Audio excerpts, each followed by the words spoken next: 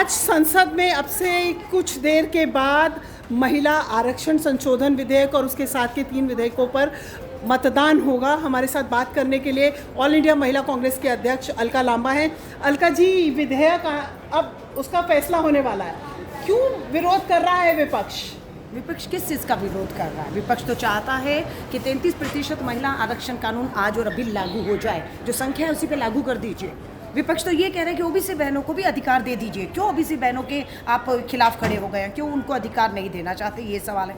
जाति जनगणना आप करवाएंगे ना, क्या आप ही कह रहे हैं ना, होगी ना 26-27 में, तो फिर उसको आधार क्यों नहीं बनाया जा रहा? 2011 की जनगणना को आधार क्यों बनाया जा रहा है? चुनाव तो लोकसभा का 2029 में होना है ना? चाहे 11 को आप बेस बनाए या 26 और 27 को बेस बनाए जनगणना को, तो हमारा ये कहना है कि 26 और 27 में जो जातिगत जनगणना आप कह रहे हैं कराएंगे उसे आधार बनाए। लेकिन ये ना उसको आधार बना रहे हैं, ना ओबीसी बहनों को अधिकार दे रहे हैं, और ना आज जो संख्या है उसी में 33% देने के लिए तैयार है। सिर्फ ये अपना जो है एक कहते हैं जुमलेबाजी करके बीच चुनाव में चुनाव का जो है लाभ लेने के लिए ये विशेष सत्र बुलाकर सिर्फ जो है भ्रम की स्थिति पैदा किए हुए हैं। लेकिन ये इनका परिसीमन बिल इसमें गिर कर रहेगा, आप देखिएगा। और महिला आरक्षण तो जिस तरह से अलका आप कह रही हैं कि ये बिल गिरना चाहिए क्योंकि परिसीमन की आड़ में महिला आरक्षण लेकर आए हैं, लेकिन विपक्ष का साफ तौर पे सत्ता पक्ष का ये भी कहना है कि 2029 से अगर हमें महिलाओं को आरक्षण देना है तो हमें इसी तरह से आगे बढ़ना होगा, क्योंकि जो पुराना विधेयक है उसमें पेच है,